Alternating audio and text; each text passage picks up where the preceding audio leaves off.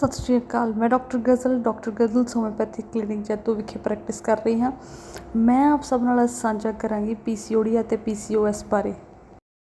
PCOS ਤੇ PCOD ਦੇ ਬਾਰੇ, ਉਹਦੇ ਕਾਰਨ, ਉਹਦੇ ਸਿੰਪਟਮਸ, ਉਦੋਂ ਕਿੱਦਾਂ ਬਾਕੀ ਬਿਮਾਰੀਆਂ ਤੋਂ ਡਿਫਰੈਂਸ਼ੀਏਟ ਕਰ ਸਕਦੇ ਤੇ ਉਹਦਾ ਟ੍ਰੀਟਮੈਂਟ ਕੀ ਹੈ। ਤਾਂ ਸਭ ਤੋਂ ਪਹਿਲਾਂ ਕੀ ਹੈ, PCOS ਜਾਂ PCOD ਇਜ਼ ਅ ਕੰਡੀਸ਼ਨ ਜਿਹੜੀ ਅਫੈਕਟ ਕਰਦੀ ਹੈ ਵੂਮਨ ਦੀ ਓਵਰੀਜ਼ ਨੂੰ। ਵੂਮਨ ਦੀ ਓਵਰੀਜ਼ ਜਿਵੇਂ ਤੁਸੀਂ ਪਿਕਚਰ 'ਚ ਦੇਖ ਪਾ ਰਹੇ ਹੋ, ਇਹ ਹੁੰਦੀਆਂ ਫੀਮੇਲਸ ਦੇ ਵਿੱਚ ਓਵਰੀਜ਼।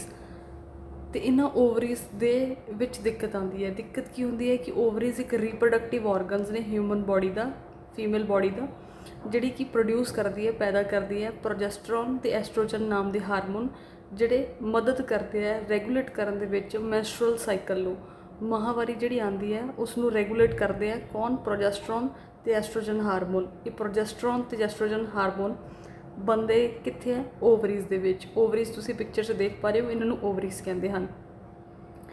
ਐਂਡ ਐਸਟ੍ਰੋਜਨ ਹਾਰਮੋਨ ਇਹ ਕੀ ਕਰਦੇ ਆ? ਮੈਂਸਟਰੁਅਲ ਸਾਈਕਲ, ਮਾਹਵਾਰੀ ਨੂੰ ਰੈਗੂਲੇਟ ਕਰਦੇ ਆ। ਐਂਡ ਇਸ ਤੋਂ ਇਲਾਵਾ ਜਿਹੜੀਆਂ ਓਵਰੀਜ਼ ਨੇ ਉਹ ਸਮੋਲ ਅਮਾਊਂਟ ਆਫ ਹਾਰਮੋਨ ਜਿਵੇਂ ਇਨਹਿਬਿਨ, ਰਿਲੈਕਸਿਨ, ਇਹ ਵੀ ਓਵਰੀਜ਼ ਤੋਂ ਬਣਦੇ ਹਨ। ਉਸ ਤੋਂ ਇਲਾਵਾ ਮੇਲ ਹਾਰਮੋਨ ਵੀ ਬਣਦਾ ਓਵਰੀਜ਼ ਦੇ ਵਿੱਚ, ਜਿਹਨੂੰ ਆਪਾਂ ਐਂਡਰੋਜਨ ਕਹਿੰਦੇ ਹਾਂ। ਮੇਲ ਹਾਰਮੋਨ ਹੁੰਦਾ ਕਿਉਂਕਿ ਮੇਲਸ ਜਿਹੜੇ ਜੈਂਟਸ ਉਹਨਾਂ ਦੇ ਵਿੱਚ ਜਿਹੜਾ ਜ਼ਿਆਦਾ ਹਾਰਮੋਨ ਹੁੰਦਾ ਉਹ ਕੀ ਹੁੰਦਾ? ਐਂਡਰੋਜਨ ਹੁੰਦਾ ਹੈ, ਰੀਪਰੋਡਕਟਿਵ ਹਾਰਮੋਨ। ਪਰ ਫੀਮੇਲਸ ਦੇ ਵਿੱਚ ਕੀ ਹੁੰਦੇ ਆ? ਮੇਨ ਪ੍ਰੋਜੈਸਟਰੋਨ ਅਤੇ ਐਸਟ੍ਰੋਜਨ। ਕੁਛ ਮਾਤਰਾ ਦੇ ਵਿੱਚ ਹੀ ਐਂਡਰੋਜਨ ਬਣਦਾ, ਜ਼ਿਆਦਾ ਪ੍ਰੋਜੈਸਟਰੋਨ ਅਤੇ ਐਸਟ੍ਰੋਜਨ ਹਾਰਮੋਨ ਬਣਦੇ ਆ ਫੀਮੇਲਸ ਦੇ ਵਿੱਚ। ਨੈਕਸਟ ਕੀ ਹੈ ਕਿ ਸਿਰਫ 10% ਵੂਮਨਸ, ਆਲਮੋਸਟ ਜਿਹੜੀਆਂ 10% ਵੂਮਨਸ ਹੈ ਵਰਲਡ ਦੇ ਵਿੱਚ, ਉਹਨਾਂ ਦੇ ਵਿੱਚ PCOD ਦੀ ਅੱਜ ਕੱਲ੍ਹ ਦਿੱਕਤ ਦੇਖਣ ਨੂੰ ਮਿਲਦੀ ਹੈ। ਇਹਨੂੰ ਅਗਰ in compare to PCOD, woman with PCOS produce higher than normal amount of male hormone. ਅਤੇ ਜਿੰਨਾ ਉਹ ਫੀਮੇਲਸ ਦੇ ਵਿੱਚ PCOD ਜਾਂ PCOS ਕਿਸੇ ਦੀ ਵੀ ਦਿੱਕਤ ਹੈ, ਉਹਨਾਂ ਦੇ ਵਿੱਚ ਮੇਲ ਹਾਰਮੋਨ ਜਿਹੜਾ ਐਂਡਰੋਜਨ ਸੀਗਾ ਉਹ ਜ਼ਿਆਦਾ ਮਾਤਰਾ ਦੇ ਵਿੱਚ ਬਣਨ ਲੱਗ ਜਾਂਦਾ ਹੈ। This hormone imbalance causes them to skip. ਜਦੋਂ ਫੀਮੇਲ ਦੇ ਵਿੱਚ ਜਿਹੜੇ ਫੀਮੇਲ ਹਾਰਮੋਨ ਪ੍ਰੋਜੈਸਟਰੋਨ ਸੀ, ਐਸਟ੍ਰੋਜਨ ਸੀ, ਉਹ ਘੱਟ ਬਣਨ ਲੱਗ ਜਾਣ ਅਤੇ ਜਿਹੜਾ ਮੇਲ ਹਾਰਮੋਨ ਹੈ ਉਹ ਜ਼ਿਆਦਾ ਬਣਨ ਲੱਗ ਜੇ, ਠੀਕ ਹੈ, ਤਾਂ ਫਿਰ ਕੀ ਹੋਊਗਾ? ਜਿਹੜੀ ਫੀਮੇਲ ਦੇ ਮੈਂਸਟਰੁਅਲ ਪੀਰੀਅਡਸ ਨੇ, ਮਾਹਵਾਰੀ ਹੈ, ਉਹ ਡਿਸਟਰਬ ਹੋ ਜਾਂਦੀ ਹੈ। ਕਿਉਂਕਿ ਜਿਹੜੇ ਪ੍ਰੋਜੈਸਟਰੋਨ ਐਸਟ੍ਰੋਜਨ ਹਾਰਮੋਨ ਸੀ ਉਹ ਮਾਹਵਾਰੀ ਨੂੰ ਰੈਗੂਲੇਟ ਕਰਦੇ ਸੀ। ਜਦੋਂ ਪ੍ਰੋਜੈਸਟਰੋਨ ਐਸਟ੍ਰੋਜਨ ਹਾਰਮੋਨ ਹੀ ਘੱਟ ਗਏ, ਮੇਲ ਹਾਰਮੋਨ ਐਂਡਰੋਜਨ ਵੱਧ ਗਿਆ, ਤਾਂ ਮੈਂਸਿਸ ਕੀ ਹੈ? ਡਿਸਟਰਬ ਹੋ ਜਾਣਗੇ। ਅਤੇ ਜਦੋਂ ਮੈਂਸਿਸ ਰੈਗੂਲਰ, ਮਤਲਬ ਮੈਂਸਿਸ ਡਿਸਟਰਬ ਹੋ ਗਏ, ਰੈਗੂਲਰ ਆ ਨਹੀਂ ਰਹੇ, ਜਾਂ ਉਹਦੇ ਵਿੱਚ ਕਿਸੇ ਤਰ੍ਹਾਂ ਦੀ ਕੋਈ ਵੀ ਡਿਸਟਰਬੈਂਸਿਸ ਹੈ, ਤਾਂ ਫੀਮੇਲ ਲਈ ਪ੍ਰੈਗਨੈਂਟ ਹੋਣਾ ਮੁਸ਼ਕਿਲ ਹੋ ਜਾਂਦਾ ਕਿ ਉਹ ਈਜ਼ੀਲੀ ਕੰਸੀਵ ਨਹੀਂ ਕਰ ਪਾਉਂਦੀ। ਬਿਸਾਈਡਸ ਅਨਪ੍ਰੈਡਿਕਟੇਬਲ ਹਾਰਮੋਨ ਬਿਹੇਵੀਅਰ ਕੰਡੀਸ਼ਨ, ਇਸ ਜਿਨ੍ਹਾਂ ਦੇ ਵਿੱਚ ਮੇਲ ਐਂਡਰੋਜਨ ਹਾਰਮੋਨ ਵੱਧ ਜਾਂਦਾ ਹੈ, ਉਹਨਾਂ ਫੀਮੇਲਸ ਦੇ ਵਿੱਚ ਡਾਇਬਟੀਜ਼ ਹੋਣ ਦੇ, ਇਨਫਰਟੀਲਿਟੀ ਹੋਣ ਦੇ, ਐਕਨੀਸ ਹੋਣ ਦੇ ਅਤੇ ਐਕਸੈਸਿਵ ਹੇਅਰ ਗਰੋਥ, ਇਹ ਸਿੰਪਟਮਸ ਵੀ ਦੇਖਣ ਨੂੰ ਮਿਲਦੇ ਹਨ। ਜਾਂ ਇਹਨਾਂ ਸਿੰਪਟਮਸ ਤੋਂ ਕਿਸੇ ਵੀ ਹੋਣ ਦਾ ਚਾਂਸ ਹੈ ਜਿਹੜਾ ਉਹ ਵੱਧ ਜਾਂਦਾ ਹੈ। ਉਸ ਤੋਂ ਅੱਗੇ ਕੀ ਹੈ ਕਿ PCOD ਹੈ ਕੀ ਪ੍ਰੋਬਲਮ? PCOD ਦਾ ਮਤਲਬ ਕੀ ਹੈ? Polycystic ovarian disease.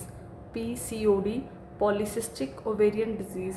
ਪੋਲੀਸਿਸਟਿਕ ਦਾ ਮਤਲਬ ਕੀ ਹੈ? ਪੋਲੀ ਦਾ ਮਤਲਬ ਹੈ ਜ਼ਿਆਦਾ, ਔਰ ਸਿਸਟਿਕ ਦਾ ਮਤਲਬ ਹੈ ਸਿਸਟ ਬਣ ਜਾਣਾ।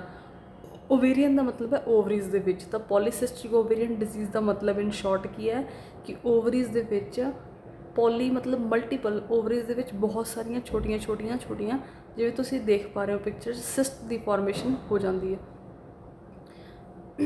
ਉਸ ਤੋਂ ਅੱਗੇ ਕੀ ਹੈ ਕਿ ਇੱਕ ਇਹ ਮੈਡੀਕਲ ਕੰਡੀਸ਼ਨ ਹੈ ਜਿਨ੍ਹਾਂ ਦੇ ਵਿੱਚ ਕੀ ਹੈ, ਓਵਰੀਜ਼ ਜਿਹੜੀ ਹੈਗੀ ਹੈ, ਅੰਡਕੋਸ਼ ਜਿਹੜੇ ਫੀਮੇਲ ਦੇ ਹੈ, ਉਹ ਜਿਵੇਂ ਤੁਸੀਂ ਪਿਕਚਰ 'ਚ ਦੇਖ ਪਾ ਰਹੇ ਹੋ ਯੈਲੋ ਸਾਈਨ ਵਾਲੀਆਂ ਓਵਰੀਜ਼ ਨੇ, ਠੀਕ ਹੈ। ਇਹ ਜਿਹੜੀਆਂ ਓਵਰੀਜ਼ ਹੈ ਉਹ ਕੀ ਕਰਦੀਆਂ? ਪ੍ਰੋਡਿਊਸ ਕਰਦੀਆਂ, ਪੈਦਾ ਕਰਦੀਆਂ ਇਮੈਚੋਰ ਜਾਂ ਪਾਰਸ਼ਲੀ ਮੈਚੋਰ ਐਗਸ। ਉਹਨਾਂ ਨੇ ਕੀ ਹੈ, ਓਵਰੀਜ਼ ਮਤਲਬ ਕਿ ਅੰਡਕੋਸ਼, ਇਹਨਾਂ ਨੇ ਅੰਡਾ ਰਿਲੀਜ਼ ਕਰਨਾ। ਅਤੇ ਜਦੋਂ PCOD ਦੀ ਦਿੱਕਤ ਹੋ ਜਾਂਦੀ ਹੈ ਤਾਂ ਕੀ ਹੈ, ਇਮੈਚੋਰ ਅਤੇ ਪਾਰਸ਼ਲੀ ਮੈਚੋਰ ਮਤਲਬ ਐਗ ਰਿਲੀਜ਼ ਹੁੰਦਾ। ਹਰ ਮਹੀਨੇ ਓਵਰੀ ਨੇ ਇੱਕ ਐਗ ਰਿਲੀਜ਼ ਕਰਨਾ ਹੁੰਦਾ। ਉਹ ਐਗ ਕਦੋਂ ਰਿਲੀਜ਼ ਹੁੰਦਾ? ਜਦੋਂ ਐਗ ਉਹ ਪੂਰੀ ਤਰ੍ਹਾਂ 'ਤੇ ਮੈਚੋਰ ਹੋ ਜਾਂਦਾ। ਪਰ ਜਿਨ੍ਹਾਂ ਫੀਮੇਲਸ ਦੇ ਵਿੱਚ ਐਗ ਇਮੈਚੋਰ ਜਾਂ ਪ੍ਰੀਮੈਚੋਰ, ਸੌਰੀ ਐਗ ਜਿਹੜਾ ਪ੍ਰੀਮੈਚੋਰ ਜਾਂ ਮੈਚੋਰ ਹੋਣ ਤੋਂ ਪਹਿਲਾਂ ਹੀ, ਅੱਧਾ ਕੁ ਮੈਚੋਰ ਹੋਇਆ ਸੀ, ਉਸ ਤੋਂ ਪਹਿਲਾਂ ਹੀ ਰਿਲੀਜ਼ ਹੋ ਗਿਆ। ਕਿਉਂ ਹੁੰਦਾ? ਕਿਉਂਕਿ ਉਹਦੇ 'ਚ ਐਸਟ੍ਰੋਜਨ ਪ੍ਰੋਜੈਸਟਰੋਨ ਹਾਰਮੋਨ ਇੰਬੈਲੈਂਸ ਹੋ ਗਿਆ। ਤਾਂ ਇਸ ਕਰਕੇ ਐਗ ਜਿਹੜਾ ਉਹ ਇਮੈਚੋਰ ਹੀ ਰਿਲੀਜ਼ ਹੋ ਜਾਂਦਾ। ਅਤੇ ਓਵਰ ਟਾਈਮ ਕੀ ਹੈ, ਇਹ ਸਿਸਟ ਬਣ ਜਾਂਦੀਆਂ, ਬਹੁਤ ਸਾਰੀਆਂ ਸਿਸਟ ਬਣ ਜਾਂਦੀਆਂ ਓਵਰੀਜ਼ 'ਤੇ, ਠੀਕ ਹੈ। Due to this ovaries become large and secrete large amount of male hormone. ਇਸ ਕਰਕੇ ਕੀ ਹੈ, ਓਵਰੀਜ਼ ਵੀ ਲਾਰਜ ਹੁੰਦੀ ਜਾਂਦੀ, ਕਿਉਂਕਿ ਜਿਵੇਂ ਜਿਵੇਂ ਉਹਦੇ 'ਤੇ ਸਿਸਟ ਦੀ ਬਣਦੀਆਂ ਜਾਣਗੀਆਂ ਉਵੇਂ ਉਵੇਂ ਓਵਰੀਜ਼ ਵੀ ਲਾਰਜ ਹੁੰਦੀਆਂ ਜਾਣਗੀਆਂ। ਅਤੇ ਜਿਵੇਂ ਜਿਵੇਂ ਓਵਰੀਜ਼ ਲਾਰਜ ਹੁੰਦੀਆਂ ਜਾਣਗੀਆਂ ਐਸਟ੍ਰੋਜਨ ਹਾਰਮੋਨ, ਪ੍ਰੋਜੈਸਟਰੋਨ ਹਾਰਮੋਨ ਦਾ ਸਕ੍ਰੀਸ਼ਨ ਪ੍ਰੋਡਕਸ਼ਨ ਘਟਦਾ ਜਾਊਗਾ, ਅਤੇ ਮੇਲ ਹਾਰਮੋਨ ਐਂਡਰੋਜਨ ਜਿਹੜਾ ਹੈਗਾ ਉਹਦਾ ਪ੍ਰੋਡਕਸ਼ਨ ਜਿਹੜਾ ਸਕ੍ਰੀਸ਼ਨ ਜਿਹੜਾ ਉਹ ਵੱਧਦਾ ਜਾਊਗਾ। ਜਿਵੇਂ ਜਿਵੇਂ ਫੀਮੇਲ ਦੇ ਵਿੱਚ ਮੇਲ ਹਾਰਮੋਨ ਐਂਡਰੋਜਨ ਦੀ ਪ੍ਰੋਡਕਸ਼ਨ ਵੱਧ ਜਾਂਦੀ ਹੈ, ਉਹੀ ਕਾਰਨ ਬਣਦੀ ਹੈ ਇਨਫਰਟੀਲਿਟੀ ਦਾ। ਇਨਫਰਟੀਲਿਟੀ ਮਾਨੇ ਕਿ ਜਿਹੜੀ ਫੀਮੇਲ ਉਹ ਪ੍ਰੈਗਨੈਂਟ ਨਹੀਂ ਹੋ ਪਾਉਂਦੀ, ਫਿਰ ਇਰੈਗੂਲਰ ਮੈਂਸਿਸ ਹੋ ਜਾਂਦੇ ਆ, ਉਹਦੀ ਮਾਹਵਾਰੀ ਡਿਸਟਰਬ ਹੋ ਜਾਂਦੀ ਹੈ, ਹੇਅਰ ਲੋਸ, ਜਿਹੜੇ ਸਿਰ ਦੇ ਵਾਲ ਉਹ ਝੜਨੇ ਸ਼ੁਰੂ ਹੋ ਜਾਂਦੇ ਹਨ, ਐਂਡ ਅਬਨੋਰਮਲ ਵੇਟ ਗੇਨ, ਅਤੇ ਉਹਦਾ ਜਿਹੜਾ ਵਜ਼ਨ ਹੈ ਫੀਮੇਲ ਦਾ ਉਹ ਵਧਣਾ ਸ਼ੁਰੂ ਹੋ ਜਾਂਦਾ।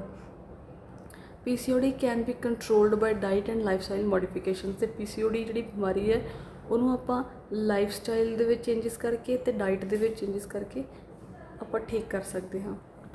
ਜਿਵੇਂ ਤੁਸੀਂ ਦੇਖ ਪਾ ਰਹੇ ਹੋ ਪਿਕਚਰ 'ਚ PCOS ਪੋਲੀਸਿਸਟਿਕ ਓਵੇਰੀਅਨ ਸਿੰਡਰਮ। ਅਤੇ ਸਿੰਡਰਮ ਆਪਾਂ ਇਹਨੂੰ ਕਦੋਂ ਕਹਿੰਦੇ ਹਾਂ, ਜਦੋਂ ਇਹਦੇ ਵਿੱਚ ਬਹੁਤ ਸਾਰੀਆਂ ਹੋਰ ਸਿੰਮਟਮਸ ਜਾਂ ਹੋਰ ਡਿਜ਼ੀਜ਼ਿਸ ਨਾਲ ਇਹਦੇ ਸ਼ੁਰੂ ਹੋ ਜਾਂਦੀਆਂ, ਜਿਵੇਂ ਵਜ਼ਨ ਵਧਣਾ ਸ਼ੁਰੂ ਹੋਣਾ, ਫੇਸ 'ਤੇ ਬਾਲ ਆਉਣ ਲੱਗ ਜਾਣੇ, ਫੇਸ 'ਤੇ ਪਿੰਪਲਸ ਹੋ ਜਾਣੇ, ਅਤੇ ਇਹ PCOS ਦਾ ਜਿਹੜਾ ਰੂਪ ਹੈ ਉਹ ਲੈ ਲੈਂਦੀ ਹੈ PCOD। ਹੁਣ PCOS ਕੀ ਹੈ? Polycystic ਓਵੇਰੀਅਨ syndrome. ਸਿੰਡਰਮ ਆਪਾਂ ਕਦੋਂ ਕਹਿੰਦੇ ਹਾਂ, ਜਦੋਂ ਗਰੁੱਪ ਆਫ ਡਿਜ਼ੀਜ਼ਿਸ ਜਾਂ ਗਰੁੱਪ ਆਫ ਸਿੰਮਟਮਸ ਇਕੱਠੇ ਹੋ ਜਾਂਦੇ ਆ। ਅਤੇ ਇੱਕ ਮੈਟਾਬੋਲਿਕ ਡਿਸਆਰਡਰ ਹੈ ਵੂਮੈਨਸ ਦੇ ਵਿੱਚ, ਅਫੈਕਟਡ ਬਾਈ ਹਾਰਮੋਨਲ ਇੰਬੈਲੈਂਸ, ਜਿਹਦੇ 'ਚ ਕੀ ਹੁੰਦਾ ਹੈ, ਵੂਮੈਨਸ ਦੇ ਹਾਰਮੋਨ ਜਿਹੜੇ ਉਹ ਇੰਬੈਲੈਂਸ ਹੋ ਜਾਂਦੇ ਸਾਰੇ, ਐਂਡ ਦੇਅਰ ਰਿਪਰੋਡਕਟਿਵ ਈਅਰਸ। ਅਤੇ due to increase level of male hormones females ਦੇ ਵਿੱਚ, ਤਾਂ ਕੀ ਹੋਊਗਾ, ਜਦੋਂ ਮੇਲ ਦੇ ਵਿੱਚ ਮੇਲ ਹਾਰਮੋਨ ਹੈ ਉਹ ਫੀਮੇਲਸ ਦੇ ਵਿੱਚ ਵੱਧ ਗਏ, ਯਾਨੀ ਕਿ ਐਂਡਰੋਜਨ ਹਾਰਮੋਨ ਫੀਮੇਲਸ ਦੇ ਵਿੱਚ ਵੱਧ ਜਾਂਦੇ ਆ, ਤਾਂ ਕੀ ਹੋਊਗਾ, ਨੈਚੁਰਲੀ ਉਹਦੇ ਮੈਸਟਰਲ ਜਿਹੜੇ ਪੀਰੀਅਡਸ ਹੈ, ਮਾਹਵਾਰੀ ਉਹ ਸਕਿਪ ਹੋ ਜੂਗੀ ਜਾਂ ਲੇਟ ਹੋ ਜੂਗੀ। ਇਰੈਗੂਲਰ ਓਵੂਲੇਸ਼ਨ, ਅੰਡੇ ਦਾ ਜਿਹੜਾ ਰਿਲੀਜ਼ ਦਾ ਟਾਈਮ ਹੈ ਉਹ ਵੀ ਅੱਗੇ ਪਿੱਛੇ ਹੋ ਜੂਗਾ। ਠੀਕ ਹੈ। ਹਾਰਡ ਟੂ ਗੈਟ ਪ੍ਰੈਗਨੈਂਟ, ਜਦੋਂ ਮੈਂਸਿਸ ਸਹੀ ਨਹੀਂ ਆਉਣਗੇ, ਓਵੂਲੇਸ਼ਨ ਸਹੀ ਨਹੀਂ ਹੋਊਗੀ, ਤਾਂ ਕੀ ਹੈ, ਫੀਮੇਲ ਦੀ ਪ੍ਰੈਗਨੈਂਟ ਹੋਣਾ ਮੁਸ਼ਕਿਲ ਹੋ ਜਾਂਦਾ, ਇਨਫਰਟੀਲਿਟੀ ਹੋ ਜਾਂਦੀ ਹੈ, ਮਤਲਬ ਉਹ ਕੰਸੀਵ ਨਹੀਂ ਕਰ ਪਾਉਂਦੀ female. Get abnormal hair growth on body and face, ਪੂਰੇ ਸਰੀਰ 'ਤੇ ਜਾਂ ਫੇਸ ਦੇ ਉੱਤੇ ਅਬਨੋਰਮਲ ਹੇਅਰ ਗਰੋਥ ਸ਼ੁਰੂ ਹੋ ਜਾਂਦੀ ਹੈ, ਕਿ ਜਿਵੇਂ ਤੁਸੀਂ ਪਿਕਚਰ 'ਚ ਦੇਖ ਪਾ ਰਹੇ ਹੋ ਕਿ ਫੀਮੇਲਸ ਦੇ ਆਮ ਫੇਸ 'ਤੇ ਇੰਨੇ ਹੇਅਰਸ ਨਹੀਂ ਹੁੰਦੇ ਜਿੰਨੇ PCOD ਜਿਹਨਾਂ ਨੂੰ ਹੋਵੇ ਉਹਨਾਂ ਦੇ ਆਉਣੇ ਸ਼ੁਰੂ ਹੋ ਜਾਂਦੇ ਆ ਫੇਸ 'ਤੇ ਬਾਲ। ਅਤੇ ਜਦੋਂ ਫੇਸ 'ਤੇ ਬਾਲ ਆਉਣੇ ਸ਼ੁਰੂ ਹੋ ਜਾਂਦੇ ਹਨ ਤਾਂ ਉਸਨੂੰ ਆਪਾਂ ਹਿਰੋਸਿਟਿਜ਼ਮ ਦਾ ਨਾਮ ਦਿੰਦੇ ਹਾਂ। ਉਸ ਤੋਂ ਅੱਗੇ ਕੀ ਹੈ ਕਿ ਪੇਸ਼ੈਂਟ ਨੂੰ ਕੋਈ ਨਾ ਕੋਈ ਹਾਰਟ ਡਿਜ਼ੀਜ਼ ਵੀ ਹੋ ਸਕਦੀ ਹੈ, ਅਤੇ ਡਾਇਬਟੀਜ਼ ਹੋਣ ਜਿਹੜਾ ਖਤਰਾ ਹੈ ਉਹ ਵੱਧ ਜਾਂਦਾ ਹੈ। PCOS ਇੱਕ ਸੀਰੀਅਸ ਮੈਡੀਕਲ ਕੰਡੀਸ਼ਨ ਹੈ, ਇਹਦੇ ਵਾਸਤੇ ਪ੍ਰੋਪਰ ਟਰੀਟਮੈਂਟ ਚਾਹੀਦਾ ਹੈ।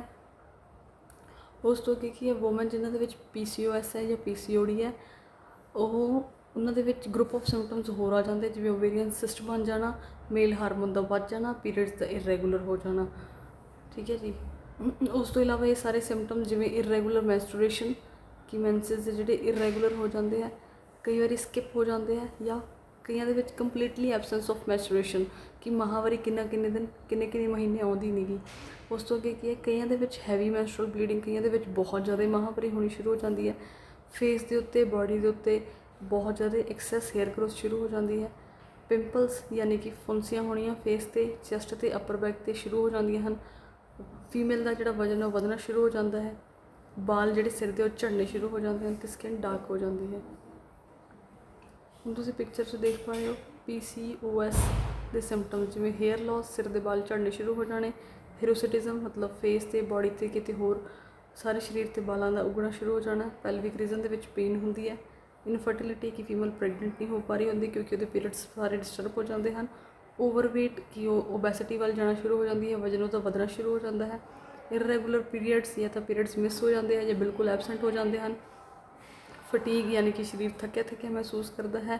ਫੀਮੇਲ ਦੇ ਵਿੱਚ ਟੈਸਟੋਸਟੇਰੋਨ ਲੈਵਲਸ ਵੱਧ ਜਾਂਦੇ ਹਨ, ਯਾਨੀ ਕਿ ਮੇਲ ਹਾਰਮੋਨ ਦਾ ਜਿਹੜਾ ਲੈਵਲ ਹੈ ਉਹ ਵੱਧ ਜਾਂਦਾ ਹੈ, ਅਤੇ ਫੇਸ ਦੇ ਉੱਤੇ, ਚੈਸਟ ਦੇ ਉੱਤੇ ਐਕਨੇਜ਼ ਯਾਨੀ ਕਿ ਪਿੰਪਲਸ ਹੋਣੇ ਸ਼ੁਰੂ ਹੋ ਜਾਂਦੇ ਹਨ।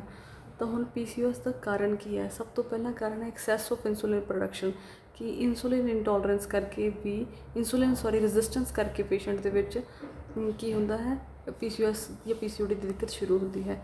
ਜਿਵੇਂ ਸਰੀਰ ਦੇ ਵਿੱਚ ਅਤੇ ਜਿਵੇਂ ਫੀਮੇਲਸ ਦੇ ਵਿੱਚ ਇਨਸੂਲਿਨ ਹਾਰਮੋਨ ਵੱਧਦਾ ਜਾਂਦਾ ਹੈ, ਅਤੇ ਉਵੇਂ ਉਸ ਦੇ ਜਿਹੜੇ ਐਂਡਰੋਜਨ ਯਾਨੀ ਕਿ ਮੇਲ ਹਾਰਮੋਨ ਉਹ ਵੱਧਦੇ ਜਾਂਦੇ ਹਨ, ਅਤੇ ਜਿਵੇਂ ਮੇਲ ਹਾਰਮੋਨ ਵੱਧਦੇ ਜਾਣਗੇ ਉਵੇਂ ਉਸ ਦੇ ਵਿੱਚ ਜਿਹੜੀ ਓਵੂਲੇਸ਼ਨ ਹੈ ਉਹ ਡਿਸਟਰਬ ਹੁੰਦੀ ਜਾਊਗੀ, ਅਤੇ ਬਾਕੀ ਸਾਰੇ ਸਿੰਮਟਮਸ ਜਿਹੜੇ ਦਿਖਣੇ ਸ਼ੁਰੂ ਹੋ ਜਾਂਦੇ ਹਨ।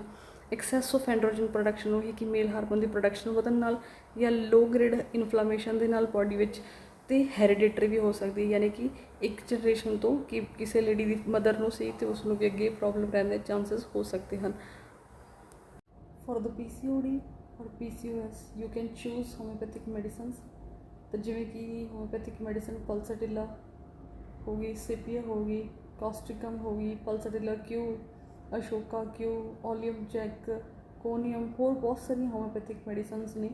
इन्हों तुम होम्योपैथिकली चूज़ करो, अपने किसी भी नज़दीकी होम्योपैथिक नाल सलाह करके, किसी भी होम्योपैथ डॉक्टर नाल सलाह करके इन्हों चूज़ करो तो ਲਓ ਜਿਵੇਂ ਉਹ ਤੁਹਾਨੂੰ ਪ੍ਰਿਸਕ੍ਰਾਈਬ ਕਰਨਗੇ। ਉਸ ਤੋਂ ਇਲਾਵਾ ਇੱਕ ਤੁਸੀਂ ਦੇਖ ਪਾ ਰਹੇ ਹੋ ਸਕਰੀਨ 'ਤੇ ਐਲਨਸ 90 ਓਵੇਰੀਅਨ ਸਿਸਟ ਡ੍ਰੌਪਸ ਨੇ। ਇਹ PCOD ਅਤੇ PCOS ਦੇ ਵਿੱਚ ਬਹੁਤ ਹੀ ਕਾਰਗਰ ਨੇ।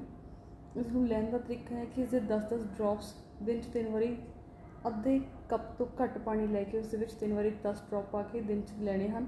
ਤੁਹਾਨੂੰ ਬਹੁਤ ਹੀ ਵਧੀਆ ਰਿਜ਼ਲਟ ਮਿਲਣਗੇ। ਪਰ ਇਸ ਨੂੰ ਪਰਮਾਨੈਂਟ ਕਿਉਰ ਕਰਨ ਦੇ ਲਈ ਤੁਹਾਨੂੰ ਇੰਡੀਵਿਜੂਅਲ ਮੈਡੀਸਨ, ਸਿੰਪਟੋਮੈਟਿਕ ਮੈਡੀਸਨ ਦੀ ਜ਼ਰੂਰਤ ਹੈ। ਉਹ ਤੁਸੀਂ ਕਿਸੇ ਵੀ ਹੋਮਪੈਥ ਨਾਲ ਸਲਾਹ ਕਰਕੇ ਲਓ, ਜਾਂ ਫਿਰ ਵਧੇਰੇ ਜਾਣਕਾਰੀ ਲਈ ਸਾਨੂੰ ਕਾਲ ਕਰੋ ਅਤੇ ਮੈਡੀਸਨ ਮੰਗਾ ਸਕਦੇ ਹੋ। ਧੰਨਵਾਦ।